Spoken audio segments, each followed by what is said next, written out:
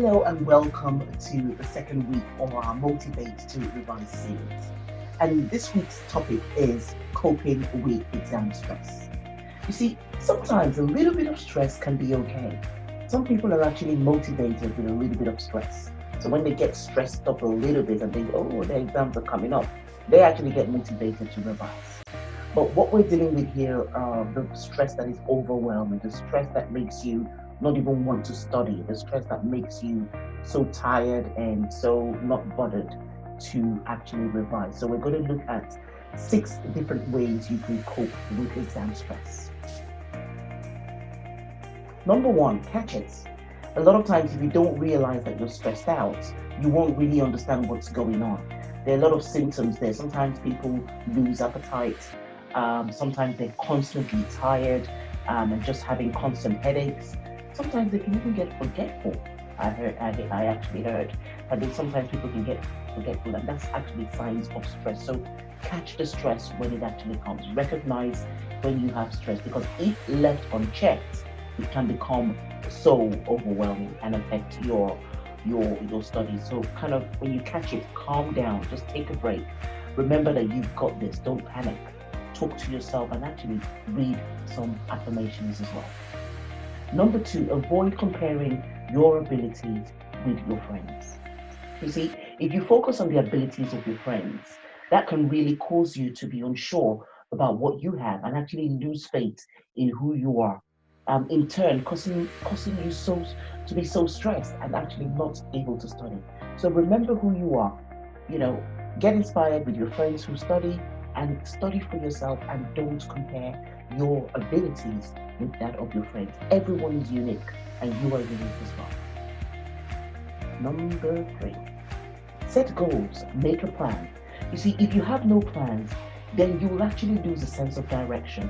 You're not sure of what to study, how much you need to study, and that will just end up leaving you not studying anything at all.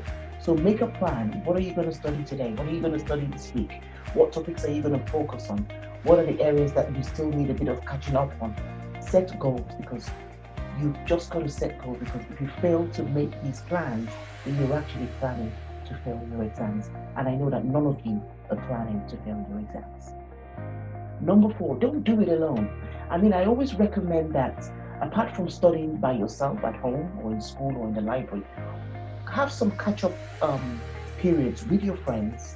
Have some catch-up time with your friends where you can all share ideas. Revising with friends is a great additional way that you can revise.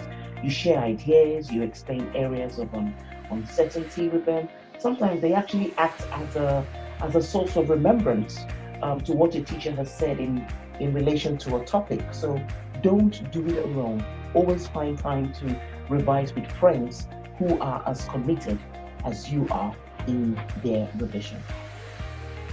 Number 5, talk to someone. And this is a case where when you have caught it, if you know you're really overwhelmed with the stress, talk to someone. It could be your parents, it could be a trusted adult that you have in your life, it could be a personal tutor that you have, a mentor, anybody that it is. Let it be someone that you can trust and open up to. It is so good to talk. Don't leave things bottled inside. And number 6 is believe in yourself. Believe in yourself, because you have got what it takes to really do well in these exams.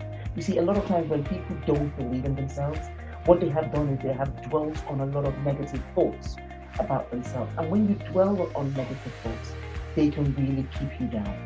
What I want you to do is replace those negative thoughts with positive ones. If you can, for example, you can say, okay, a negative thoughts that can come to anyone can be, oh, if I don't get this grade, my parents will hate me, or they will call me a failure or something. Replace that with, whatever I get, which will be my best, is good for me. I will work hard and I will put in my very best. I can do this.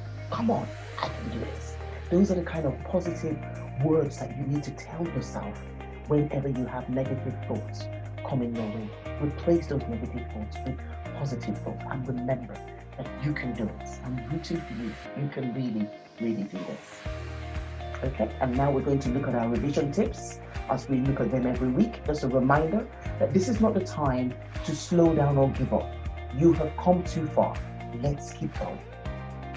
Plan your time, as I mentioned, to study and your time to just chill out. There has to be a balance. Remember that your efforts matter and they play a big role in the results that you get. Believe in the vision that you have, and then put in the work. Okay? And our normal weekly motivation reminders that you matter. You are going places. You are smart. You doing well is inspiring somebody else. Stay positive. Stay hopeful. Stay focused. Continue to believe. And as we start this week, make your week count. Do yourself the biggest favor for you this week, not for anybody else, but actually for you. And stay committed to your plans. Stay committed to your agreements with yourself. Keep a good balance between work and relaxing. Procrastination is your enemy. Time is your friend, only if you treat her very well. Remember, I believe in you and I am rooting for you all the way. Have a fantastic week and make sure that you put in the work to revise and to get those great grades that you deserve.